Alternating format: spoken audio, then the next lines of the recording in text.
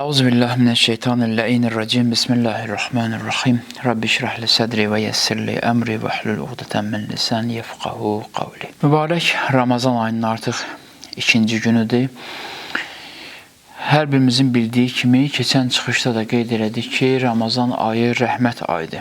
Allahın bizə son dərəcə dünyada yaşayan insanlara son dərəcə göstərdiyi rəhməti bu ayda görsənə bilir. Dünyanın kiçikliyi və insanın tutumunun çərçivəsi tam olaraq Allahın rəhmətinin insana göstərilə bilməməsinin səbəbi olur. Allah bütün rəhmətini göstərsə insana, insanın gücü çatmır və yaxud da dünya elə bir yerdir ki, maddi bir yer olduğu üçün tam olaraq Allahın rəhməti burada gözə çarpa bilmir. Və insanın tutumu buna çatmır. Ona görə də hədislərin çoxsu insanı axirətə ümidləndirir. Ümid verir ki, insan axirətə ümidli olsun. Bütün hədislər, Quran ayələri baxırıq, görürük ki, axirətə daha çox istiqamətləndirirlər. Bağışlanmaqdır, mükafatdır. Quran ayələrinə baxırıq, görürük, buyurur ki, cənnətdən danışır, cənnətdə alacaqları ləzzətlərdən danışır və yaxud eyni zamanda Allahın mükafatından danışır, amma axirətdə bunları verəcəyini deyir. Niyə görə bunları elə dünyada versin? Dünyada Allah verə bilər, amma dünyanın tutumu yoxdur buna. Dünya maddi yer olduğu üçün gücü çatmır. Əsasən insanlar Allahın verdiyi nemətlərdən qidalana bilmədikləri üçün, Allahın verdiyi nemətləri dəyərləndirə bilmədikləri üçün rəhməti tam olaraq anlamırlar. Rəhməti tam olaraq başa düşə bilmirlər. Daha doğrusu başa düşə bilmirik. Dualara baxanda görürük ki, İmam Hüseyin əleyhissalamın ərəfə duası var. Çox, biraz duanın həcmi də böyüdür və İmam Hüseyin əleyhissalam bu duanı oxuyub. Orada baxırıq ki, İmam Hüseyin əleyhissalam əvvəlcə Allahın ona verdiyi neymətləri bir-biri sayır, bir-biri qeyd edir. Ondan sonra başlayır bağışlanmaq diləməyə, Allahın mərhəmətini diləməyə. Niyə görə birinci neymətləri sayır? Neymətləri saymağından bilirsən ki, insan Allaha ümidvar olmaq üçün görək Allahı tanısın. Tanımayanda insanın ümidləri qırılır. Bir səbəb bu olur ki, insan Allahı tanımır, ona görə də ümidləri kəsilir. Tanımadığını heç vaxt ümid bəsləyə bilməz. Yaxından tanımadığı üçün ümidvar ola bilmir. İnsan götürür bəzən Allahı digər insanlarla, digər yaxşı insanlarla eyni səviyyəyə endirir başa düşmək üçün və bütün insanlar, bütün yaradılmışlar tam olaraq insana kömək eləyə bilmədiyi üçün insan da bu məntiqlə Allaha yaxınlaşır. Və həmin bu məntiqlə Allahın rəhmətini ölçür və nəticədə ümidsiz olur. Çünki dünyada yaşadığı insanlara kimə ümid bağlamışdısa, kimə arxayın olmuşdusa, hamısından məhrum oldu. Və bir yer oldu ki, orada heç kəs ona kömək eləyə bilmədi. Bir dərdi oldu ki, o dərdi heç kimdən bölə bilmədi. Bir dərdi sirri oldu ki, o sirri heç kimə aça bilmədi. Və insan əgər Allaha bu insanlarla olan münasibəti çərçivəsində tanıyırsa, ümidvar ola bilmir. Ümid burada qırılır. Çünki özü kimi insanlarla müqayisə elədi Allahı, öz səviyyəsində olan insanlardan götürdü meyarı. Ona görə də Allaha da ümidvar ola bilmədi. Ən əsas məsələ Allahla münasibətdə nə əməldir, nə namazdır, nə orucdur. Bunlar hamısı insanın qəlbinin diri qalması üçündür. Əsas məsələ insanla Allahın arasında olan inamdır.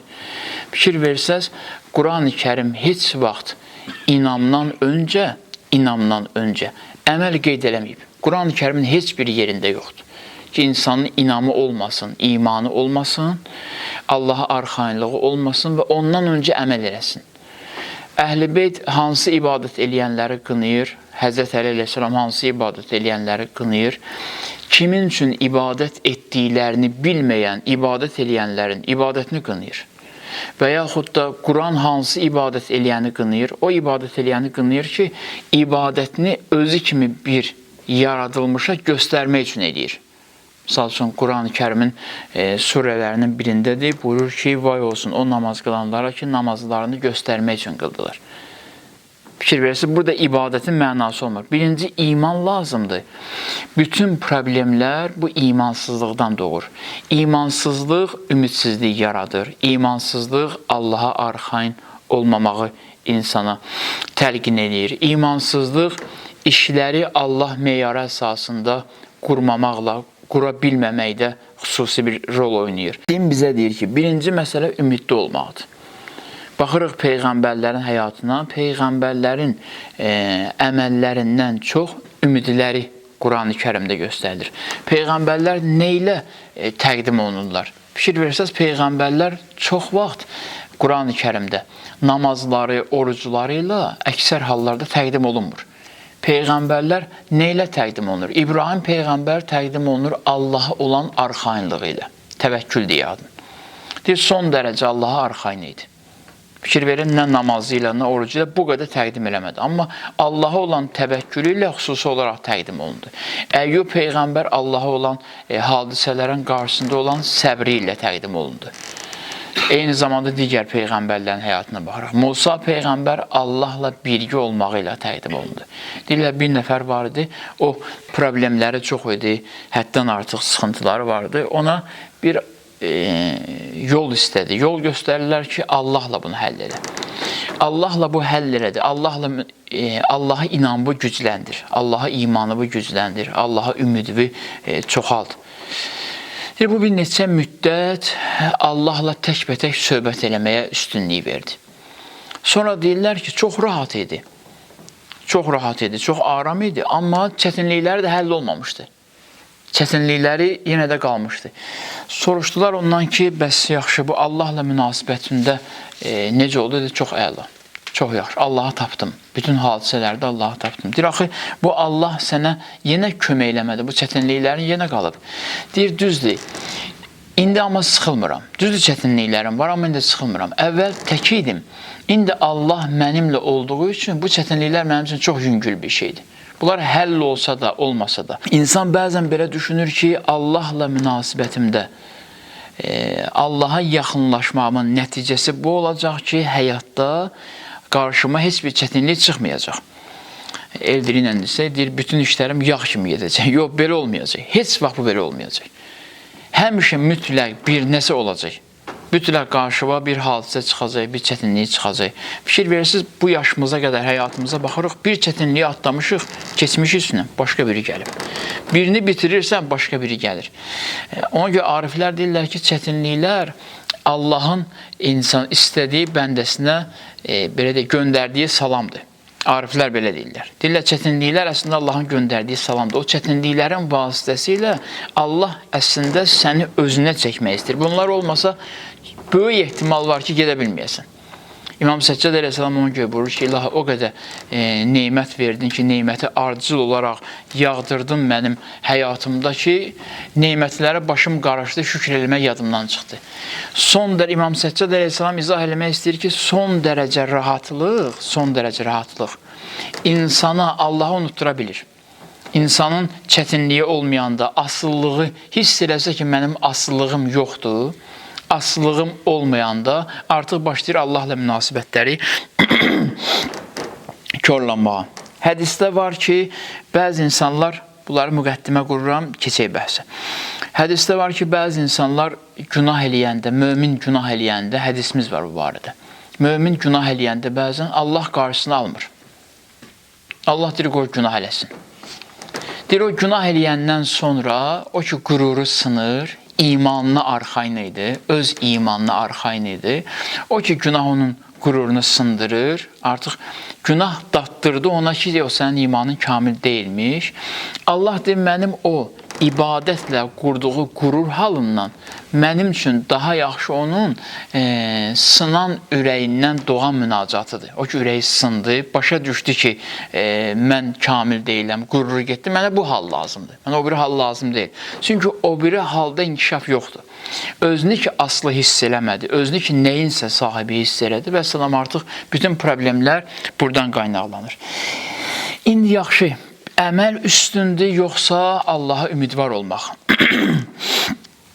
Ümumiyyətlə, gəlin belə baxaq məsələyə ki, hansı əməllə insan Allaha çata bilər? Hansı əməldir o əməl ki, insan Allaha çatsın? Bu əməli eləyəndən sonra vəssalam insan kamilləşdi. Biri qeyd elədim ki, Allahı tanımamaqdan doğur ümidsizlik. İnsan tanısa ümidli olar. Fikir verin, son dərəcə bütün hər yerdən ümidlər qırılandan sonra, bütün söz verənlərin sözünün arxası boş çıxandan sonra insan hara üz tutur? İnsan üz tutur Allaha tərəf. Deməli, insanı arxain eləyən, insanı Allahdan uzaqlaşdıran, Allaha olan, cəmiyyəti olan inamı, hər hansı bir nisbət etibarilə qüdrətli olan, insanı olan inamı, Allaha olan inamını üstəlir və Allah qalır ikinci planda. Allah ikinci planda qaldığı üçün insan heç vaxt yaxınlaşa bilmir. Çünki buradan arxainlıq veriblər ona. Peyğəmbərlərin həyatında məsələ necə idi? Peyğəmbərlərin həyatında hadisələr belə idi ki, yer göy dağılsaydı, Peyğəmbərlərin imanında zərrə qədər şək yaranmırdı, şübhə yaranmırdı. Misal olaraq Həzrət Əli əleyhissalam buyurur ki, bizi də istəyirlər bura gətirib gəlib çıxarsınlar, bu yüksəkliyə aparsınlar. Həzrət Əli buyurur ki, bütün pərdələr götürülsə, yəni insanla Allahın arasında olan bütün pərdələr götürülsə, ki Allah tam olaraq aşkar olsa, sözün əzəmətinə baxın, buyurur ki, zərrə qədər Allah haqqında, imanımda dəyişiklik olmaz. Yəni, necə tanımışdımsa elə tanımışam. Yəni, heç bir hadisə məni uzaqlaşdıra bilmir. Yəni, heç bir hadisə məni ondan ayıra bilmir. Çünki tanıyıb deyə, tanıdığı üçün bütün hər situasiyada yalnız və yalnız Allaha bağlı olur.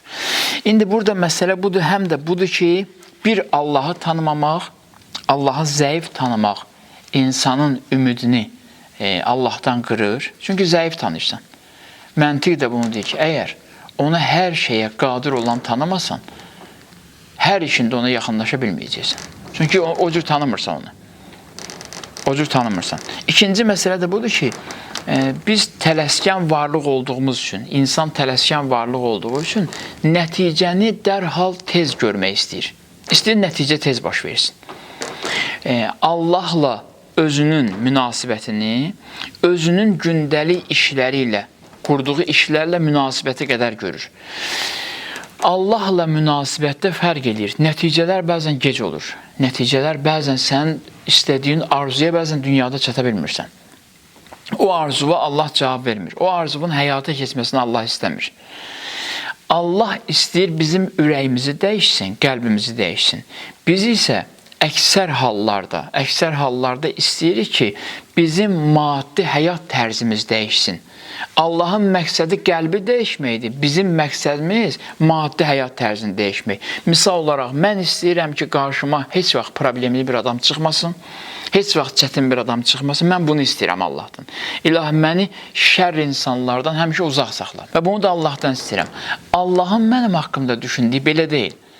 Allah deyir ki, gəl sən məndən qəlbimi dəyişməyini istə, qəlbimin dəyişməyi üçün çalış. Qarşıma çıxan hər hansı bir problemli adamla necə davranmağı öyrədim sənə. Necə davranacağı öyrədim sənə. Misal olaraq, Peyğəmbərin yanında bir nəfər vardı. Peyğəmbərin xidmətçisi idi. Yazırlar ki, bunun çox xasiyyəti acı idi, kobud rəftar idi. Həddən artıq kobud rəftar idi. Bu dünyasını dəyişdi. Bu dünyasını dəyişəndən sonra sahabələr sevindilər. O qədər ləzzət edir mənim üçün bu hadisə, bu rəvayət. Sahabələr sevindilər. Dedilər Peyğəmbərə ki, gəldilər, Peyğəmbər gördü ki, bunlar sevinirlər. Üzlərində sevinc hissi var. Dedilər, Peyğəmbər soruşdu onlardan ki, nə olub, niyə sevindiniz? Dedi ki, ya Rasulullah, özün də bilirdin də, yəni bunun dili acı idi, xasiyyəti acı idi, bizi yorurdu. Peyğəmbər tam əks istiqamətlə cavab verdi. Əks mövqedən çıxış elədi. Dedi ki, kaş biləydiniz ki, mən ona səbr etdiyim üçün Allah mənim üçün nə qədər qapılar açdı. Tək buna görə. Peyğəmbər ürəyini ona uyğunlaşdırır. Onun xasiyyətinə uyğun, onun rəftarına uyğun başlayır Peyğəmbər özünü islah eləməyə. Bugün əgər misal olaraq deyirəm, 5% çətinlik yaratdısa mənim üçün, mən bu 5% çətinliyə dözə bilmədimsə, deməli mən bu 5% çətinliyə dözə bilməkdən çox aşağı imandayam. Ona görə dözə bilmirəm. Peyğəmbər çalışırdı ki, mənəvi gücünü artırsın ki, buna dözə bilsin. Peyğəmbər bunun üçün çalışır. Amma biz insanlar deyirik ki, o bizim qarşımızda olmasın ümumiyyətlə. O bizim qarşımıza çıxmasın. Ona görə Musa Peyğəmbər Allah üçün çox əziz peyğəmbərlərdən hesab olunur ki, hansı çətinliyə qarşı, hansı çətinliyin üstünə Allah göndərdisə Musa Peyğəmbəri. Musa Peyğəmbər orada Allaha dedi ki, İlahi, mənə güc ver, mən o çətinliyin öhdəsindən gələ bilim. Rabbi şrahlə sədri ki, xütbədə oxuyur din xadimləri. İlahi, ürəyimi genişləndir. Musa Peyğəmbər buyurur. Deyir, qəlbimi böyüt, qəlbimi genişləndir. Ne üçün? Bu hadisələr ki, mənim qarşıma çıxır, bu əmrlərimi ki, icra eləməliyəm, mənə həm də böyük ürək ver ki, bu əmrlərimi icra eləyəndə mənim əleyhimə çıxan bütün problemlərlə qarşılaşanda dözə bilim, ürəyim tab gətirsin buna. Öz istəyimlə addım atmayayım. Elə bir imana, gücə sahib olum ki, onlara dözə bilim. Sonuncu Peyğəmbərə buyurur ki, ələm nəşrah ləkə sədrək. Biz sənin ürəyi genişləndirmədik məyər? Yəni, biz sənin ürəyi genişləndirdik. Sənin ürəyi böyütdük. Yəni, görürdük ki, Peyğəmbərin həyatında, Peyğəmbərin başına hər hansı bir hadisə gəlirsə, hər nə çətinlik gəlirsə, Peyğəmbər bunların yanından çox rahat keçir. Bunların yanından çox rahat keçir. Və kim Peyğəmbər Əhl-i Beytinin xəttində yaşayıbsa, onun yolu ilə hərəkət edibsə, baxırıq onlara ki, çətin insanlara, Peyğəmbərin ətrafında olan çətin insanlara maksimum dözən insanlar bunlar olublar. Bu yolda yaşayanlar. Deməli, niyə görə Allaha ümidimiz azalır? Bir nəticəni tez görmək istəyirik. İndi hər birimizin həyatımızda bir çətinliyi var. Nəticəni tez görmək istəyirik. Mübarək Ramazan ayındayıq. Ramazan ayı bizə nə göstərir? Heç olub sizin üçün, bilmirəm, olub ya olmayıb. Bəlkə yetkinlik dövrlərində. Dözə bilməmsən, orucu açmısan. Orucu açmısan, açandan sonra demirsən ki, kaş açmayaydım. Bunun neyinə görə açdım orucu? Şimdi bir dənə səbirsizlik sənə verdi. Açdın orucu, sonra baxdın ki, bu neydi axı da? Heç orada sudan və yaxud da yeməkdən ləzzət ala bilmədin. Elə deyil. Ramazan ayının birbaşa mexanizmi, işləmə mexanizmi neyinir? Ramazan ayının əsas işləmə mexanizmi adama dözüm verməkdir. Əsas dözdürür adamı. Fikir verin, bizə deyirlər ki, səbirli ol, hə? Bizə deyirlər ki, səbirli ol. Mübarək Ramazan ayının elə mexanizmi, işləmə mexanizmi avtomatik insanı səbirli eləyir. Gün ərzində düşür yadda, xüsusi olaraq tezə başlamışıq da orucluğa. Gün ərzində düşür yadda, su içim, sən yox. Hələ vaxtı, misal olaraq 7-nin yarısıdır, misal üçün. Hələ vaxtında var. Bir dənə çörək yiyim, deyirsən, yox, hələ vaxtında var. Sonra axşam təsdiqləyirsən ki, gündüz dözdüyüm, gündüz dözməyim. Doğrudan da lazım idi. Allah deyir ki, siz ümidvar olun mənə, amma özünüzün baxdığı kimi məsələlərə baxmağımı istəməyin məndən. Ümidvar olmaq üçün məni gözləyin. Məni gözləyin, bir mütləq bir yol olacaq. Çünki söz vermişəm ki, bir yol açacağım. Mütləq yol açacağım. Ya Allah hər hansı bir dərdin dərmanını verir və yaxud da dərmanı verməsə, o dərdə dözmək qabiliyyəti verir insana. Bu ən mühüm məsələdir. Dözmək qabiliyyəti. Allahın işləri həll eləməsinin əsas mexanizmi belədir. İndi yaxşı, ümidvar olaq neyniyək? Ramazan ayı, mübarək Ramazan ayı. Adam gözləsin ki, bu işlər, hər nə hadisələr varsa, bir gün çətinliyi də, rahatlığı da bir gün keçəcək. Yəni, bizim bu dəqiqə yaşadığımız hər hansı bir hadisə varsa, hər hansı bir hadisənin, belə deyək, mənfi və yaxud da müsbət təsirini yaşayırıqsa, buna əmin olmalıyıq ki, məntiqlə, əmin olmalıyıq və eyni zamanda təcrübə ilə əmin olmalıyıq ki, bunun mənfisi də, müsbəti də keçəcək. Çünki bundan qabaq nə qədər şadlıqlar və yaxud da çətinliklər yaşamışıqsa, onlar mütləq keçib, qalmayıb ki, onlar. Elə deyil, bir vaxt bir çətinliyin vardı, fikirləşirdin ki, indi məsələ budur ki, biz burada bəzən insafsızlıq edirik, elə bilirik ki, özü keçdi. Allah işləri xəlvəti görür, Allah apardı o çətinliyi. Allah o çətinliyi uzaqlaşdırdı. Və yaxud da yersiz bir şadlıq var idi, Allah o şadlığı apardı ki, sən başa düşəsən ki, bu da həmişə qalan deyil. Allah deyir, sən nəticəyə tələsmə. Allahın işi bizlə budur. Deyir, sən nəticəyə tələsmə. Nəticəyə tələsmə, bircə mənim dediyim kimi addım at. Öz dediyin yol olmur da. Bəzən biz günahdan da istəyirik öz məntiqimizlə çıxaq. Mən bu şey eləyəcəm, bu namazı qılacam, bu orucu tutacam, bu zikr eləyəcəm və yaxud da bu addımı atacam, günahdan çıxacam. Heç kim günahdan öz gücü ilə çıxa bilməyəcək. İnsan çünki bu günaha özünə güvənərək düşüb. Özünə güvənərək buradan çıxa bilməz. Özünə ümidvar olduğu üçün düşüb. Bütün günahkarlar və günahın mahiyyətini anlayıb günah eləyənlər bilib ki, günah pisdir.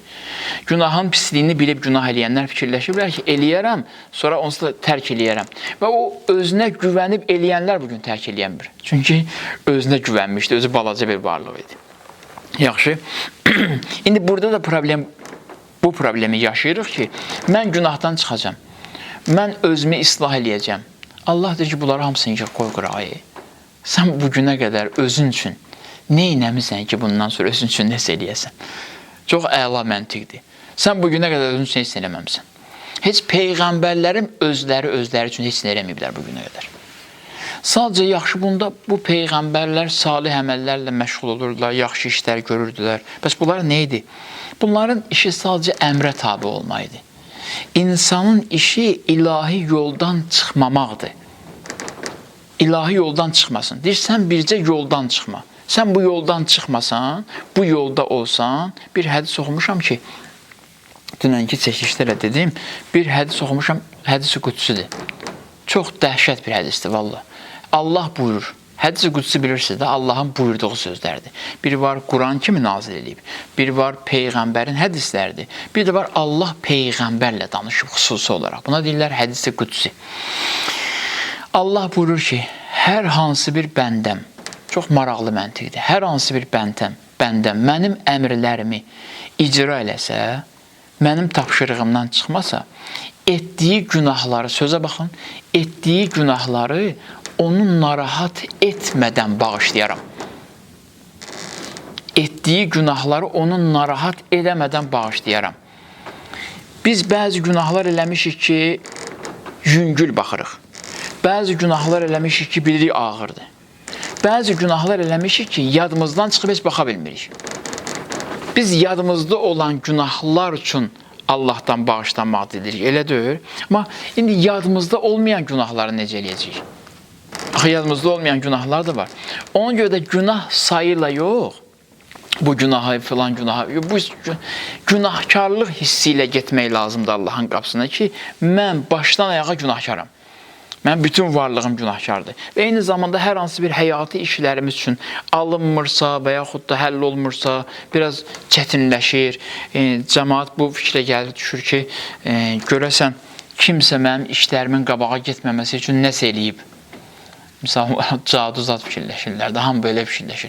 İşi xarab eləyən mən, işi körləyən mən, işin səbəblərini düz qurmayan mən, nəticədə fikirləşirəm ki, kimsə belə eləyib. Çünki niyə görə bu yola gəlir? O fikirləşir ki, Allah da bunu həll eləyənmədi. Gəlir bu nəticəyə, ümidsizdir. Ona görə başqa yollara əl atır, başqa çıxış yolları tapır, tapmağa çalışır. Hamısı da bədbəxtliyin əvvəlidir. Bədbəxtlikdən başlayır bütün yollar. Bir, Allah bizə deyir ki, nəticəyə tələsməyin. Əgər biz nəticəyə tələsiriksə, onda görə axirət məsələsini qoyaq kənara.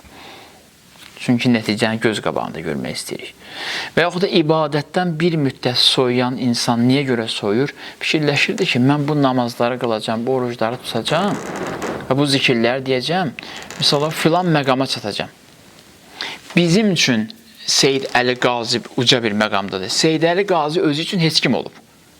İzah edə bilirəm. O fikirləşmirdi, mən hansısa bir məqamdayam. Fikirləşmədiyi üçün o bir məqamda idi. O məqam fikirləşmirdi. O düşünürdü ki, mən Allahın əmrlərini bəndə olaraq həyata keçirməliyəm. Bunu düşünürdü. Əsas məsələ bu idi. İndi biz də baxırıq, bir forma düzəldirik. İnsanlar ona xüsusi hörmət edirlər. Mən də onun kimi olum. Biz misal olaraq şəhidin hörmətli dəfn olunmasına, şəhidin məqamına, hörmət məqamına meyilliyik, şəhidin zəhmət məqamına meyilli deyirik. Və yaxud da hər hansı bir arifin o məqamına meyilliyik, amma həmin arifin zəhmət prosesinə meyilli deyirik. Allah deyir, sən bu zəhmətləri həyata keçir, bu əmrləri həyata keçir, sən nəticə neşin olmasın. Ümumiyyətlə, sənə kim deyib ki, sən elədiklərinin nəticəsini alacaqsan bu dünyada. Bu dünyada yox, bu dünyada deyil. İndi bu dünyada necəsə versə Allah özü bilər, necə həll eləsə. Əsas Allahın verəcəyi budur. Deyir, mənim işim sənin qəlbini nuran eləməkdir. Mənim işim budur. Bütün hacətlərimi həyata keçirmək deyir. Gəldilər Peyğəmbərə deyirlər ki, öz halımıza uyğun bir hadisən danışımsın üçün. Gəldilər Peyğəmbərə deyirlər ki, ya Rəsulullah, biz sənə iman getiririk. İndi ya Rəsulullah mən deyirəm də, onlar Peyğəmbərə iman getirməmişdilər, adı ilə çağırırdılar. Biz sənə iman getiririk, amma şərtimiz var. Allah'a iman getiririk. Allah filan işləri görsün. Bax, bu işləri eləsin, o işləri eləsin. Bunları görsün bizim üçün, sonra iman götürək. Ondan sonra iman getirəcək. Peyğəmbər baxdı onlara, dedi ki, mən sizin əmrlərinizi həyata keçirmək üçün Peyğəmbər olmamışam. Mən Allahın əmrlərini həyata keçirmək üçün Peyğəmbər olmuşam. Siz nökər axtarırsınız, Allah axtarmırsınız. Bu məntiq ilə yanaşanda insan Allah'a, Allah insan üçün kiçilir. İnsan egosunu kənara qoya bilmir. İnsan mənfi, belə deyək, özünü kənara qoya bilmir. Ümid belə olmalıdır ki, Allah son dərəcə mənə kömək eləyə biləcək varlıqdır. Son dərəcə işlərimi yoluna qoya biləcək varlıqdır. Amma mənim vəzifəm bunlara razılaşmaqdır. Razılaşmaq. Yoluna qoyacaq, qoymayacaq onun işidir. Və günahkarlıq məqamında isə insan günahkar olanda necə davransın? Allah günahlarımı bağışlayıb ya bağışlamayıb. Burada başlanğıcını deyirəm və yekunlaşdırıram. Gələn çıxışımızda sabah inşallah tam olaraq onu açarım. Günahkarlıqda necədir? Ümumiyyətlə Allah hansı günaha bağışlaya bilməz? Hansı günaha bağışlamağa gücü yoxdur? Siz təsəvvür edin ki, bu günahı mən həyata keçirmişəm, elə deyil. Bu günahı adi bir insan həyata keçirir. Yəni, kiçik bir varlıq. Xeyri ilə şərini həyatında icra eləməyi bacarmayan, qura bilməyən bir adam. Yəni, bu günahı əgər bu kiçik varlıq həyata keçiribsə, məlumdur ki, bunun günahı nə boyda böyük olsa da özü boydadır. Kiçikdir yəni. İzah edirəm, böyük deyil. Amma Allahın rəhməti isə heç bir şeylə müqayisəyə gəlmir. Əllamə Qaziyə bir nəfər gəldi, dedi ki, Seyd Əli Qaziyə, dedi ki, batmışam mən. Çox maraqlı hadisədir, həqiqətən maraqlıdır. Deyir, mən batmışam. Deyirəm, Arif Allahı tanıdığına görə Arifdir, əməlinə görə deyil deyəcək. Deyir, mən həyatımı məhv eləmişəm özümü. Əllamə Qazi dedi ona ki, bu artıq ümidsiz olub da. Əllamə Qazi baxdı, buyurdu ona ki, get Allahın qapısına, get Allahdan bağışla, Allahdan kömək istə, Allah sən bu vəziyyətdən çıxarsın. Dedi ki, mən bədbəxt olmuşam, hansı üzlə gedim? Allahın qapısı pak adamlar üçün. Əllamə Qazi çox qəşəng cavab verir ona. Deyir ona ki, sənə kim deyib ki, Allahın qapısı pak adamlar üçündür? Sən özün bu məntiqi düzəltmirsən ki, Allahın qapısına görə təmiz adamlar geçsin, yaxşı adamlar geçsin, günah eləməyənlər geçsin. Allah isə Quranda buyurur ki, bütün bəndələrim üçün qapı açıqdır. Və bütün bəndələrimin, əgər Allah bu məntiqlə deyirsə ki, görə qəşəng məntiqdir. Bunu başlanğıcım burada deyirəm, ardını sabah danışarım. Allah buyurursa ki, günahkarların günahlarını bağışlamaq istəyirəm, bu deməkdir ki, Allah günahkarları çağırır da qapısına. Elə deyir. Allah deməyim ki, paklar gəlsinlər, pakların məqamını qaldırım. Yox, Allah təsdiq edir bir də orada. Gəlir pakların mövzusuna çatanda deyir ki, bunlar yaxşı bəndələrdir. Onları tərif edir. Amma ümumi ki, Allahın məğfirəti var. Ona görə bir nəfər Allahla münacat edirdi, deyirdi, ilahi, əgər sən mənə bağışlamasan, heç kim bilməyəcək, sən bağışlayansan, heç kim də sənə yaxın gəlməyəcək. Çox qəşəng münazirə, dil tapıb da Allahla. Deyir, ilahi, sən məni bağışla ki, görsünlər, bağışlamağı bacarırsan, sonra sənə yaxın gəlsinlər. Sən məni bağışlasan bilərlər. Görün, nə qəşəng dil tapıb Allahla danışmağa. Deyir, Əllamə Qazi də deyir ona ki, Seyd Əli Qazi. Buyurur ona ki, yox, kim deyib sənə ki, günahkarlar üçün deyir. Bu qapı elə günahkarlar üçün açılır. Belə deyim də, Allaha bizim orucumuz da lazımdır, amma Allah bizi bağışlamaq üçün ac qalmağımızı, sus qalmağımızı özü üçün bir bəhanə edib ki, mənə görə ac qaldı, görək bağışlayayım. Mənə görə sus qaldı, görək bağışlayayım. Həzrət Musa əleyhissalamla bir nəfər gəlir Musa Peyğəmbərə buyurur ki, çox qəşəng rəvayət, həqiqətən şirin rəvayətdir. Buyurur Musa Peyğəmbərə ki, ya Musa, Allah'a de ki, bağışlamasa mənə onu, əgər məni bağışlamasa, onun abrını apararam. Aşkara ifşa eləyərəm onu, əgər mənə bağışlamasa. Allah bilir məsələ hardan haradır. Allahın xoşu gəlib bu yoldan. Bu bir günahkarın yolundan, danışıq üslubundan xoş gəlib. Musa Peyğəmbər Allaha bunu deyir, Allah cavab verir ki, ya Musa, yaxşı, mən maraqlıdır ki, necə biabr eləyər, necə mənə ifşa eləyər, desin. Allah bilmir ki, bu necə eləyəcək. Yox, bilir, sadəcə istəyir bu aşkara çıxsın ki, günahkarlar, ehtiyacı olanlar bunu bilsinlər və bilsinlər ki, kimin qapısına getmək lazımdır. Musa Peyğəmbər deyir onda ki, yaxşı, necə bağışlayar, necə abrını apararsan Allah'a, necə ifşa eləyərsən? Deyir, gəl mənimlə, gəlir bir qapını döyür, neysə o qapıdan çörək istəyir, verirlər ona, deyir, alacam, bitkə çörək lazımdır. Keçir başqa bir qapını döyür, Musa Peyğəmbər də izləyir bunu. Keçir başqa bir qapını döyür, oradan su istəyir, su verirlər ona. Sonra deyir Musa Peyğəmbərə ki, bu qapıda, bu evdə yaşayan demişdi ki, ya, gəl çörək verəcəm. Deyir, yox. Deyir, o su verən demişdi ki, ya, gəl su verəcəm. Deyir, yox. Deyir, yaxşı, bunlar demədiyi halda, ünvanlarını göstərmədiyi halda, istədim onlardan verdilər. Allahın deyib ki, çağırsınlar məni, cavab verim. Necə ola bilər ki, verməsin? Verməsə ifşa eləyərəm onu. Demişdi, eləmədi. Allah Musa Peyğəmbərə buyurur ki, çox gözəl məntiq irəli sürdü. Allahın xoşu gəldi bunun rəftarından. Deməli, insanla Allahın arasında insanı Allaha ucaldan insanın əməlləri deyil, insanın Allaha bəslədiyi ümiddir. Və əməllər də bu ümidin nəticəsində keyfiyyətli olur. Və işlər də bu ümidin nəticəsində həll olur. Zəkərya Peyğəmbərin o yaşında evladı olmamalıydı. Çünki qoca yaşında evladı ola bilməz. Elə deyil. Zəkərya Peyğəmbərin evladı ola bilməz. Amma Zəkərya Peyğəmbərin Allaha olan ümidinin nəticəsində Allah qoca yaşında da Zəkərya Peyğəmbərə ümid verir. Su olmayan yerdən su çıxa bilməz. Amma xanım Hacərin Allaha olan ümidinin nəticəsində xanım Hacərin ümidi buydu ki, Allah mənim balam İsmaili suz qoymasın. Burada su yoxdur, səhralıqdır, suz qoymasın. Bu ümidinin nəticəsində Allah elə İsmail əleyhissalamın ayağının altından su çıxardır onun üçün. Ona görə deyirlər ki, ariflər, o zəmzəm suyu ki, axır Kəbə evinin ətrafında, gör İbrahim Peyğəmbərin dövründən bu su başlayıb bitmir. Deyir, o zəmzəm suyu və o su xarab olmur. O su digər sulardan fərq edir və o su dayanmır. Daimi olaraq axır. Deyirlər ki, o su deyil əslində. Xanım Hacərin ümidinin cilvəsidir, su şəklində axır. Allaha olan ümididir ki, su şəklində görsənir. Necə ki, bu zəmzəm suyu dünya durduqca qalacaq və maraqlıdır ki, imamlar da gəlirlər, deyirlər ki, İmam Səccad buyurur ki, mən zəmzəm suyunun o evladıyam. İmamlar da gəlir buraya işarə edir.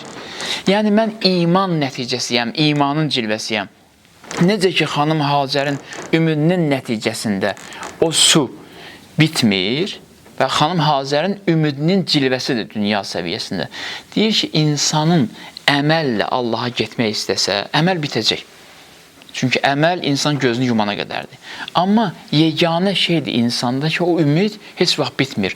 O ümidi nə ölüm öldürə bilir, nə sağlığında bitir və o ümidin vasitəsilə Allaha gedib çatırsan. Bugün mərhum ustadı dinləyirdim hacını. Orada bir rəvayəti qeyd elədi. Çox maraqlı rəvayətdir. Deyir ki, bir dəstə insan cənnətə daxil olacaqlar. Üzr istəyirəm, məhşər səhnəsinə daxil olacaqlar. Allah əmr eləyəcək onlara ki, aparın bunları cəhənnəmə. Elə xoşum gəlir rəvayətin bu yerindən. Mən də oxumuşdum o rəvayəti. Amma ustad bunu çox gözəl vəsf edir. Ona görə onun adından qeyd edirəm elə. Deyir, əmr olunacaq ki, aparın cəhənnəmə. Deyir, mələklər bunlara aparanda gözücü qayıdıb baxacaqlar Allahın səsi gələn tərəfə. Elə bir nəsə gözləyirlər. Gözləntiləri var. Deyir, Allah deyəcək mələklərə ki, qiyamət günü ki, yaxşı deyə onlara görüm, nəyi gözləyirlər, nə istəyirlər? Sözləri var bəlkə. Deyəcəklər ki, sözümüz budur ki, gözləmirdik. Sənlərindən biz cəhənnəmə gedək. Ümidimiz bu deyildi. Şimdi baxın, Allah əmr edir mələklərə ki, qaytarın onları, cəhənnəmə aparmayın onları. Sonra ardıca buyurur ki, yalan deyirlər.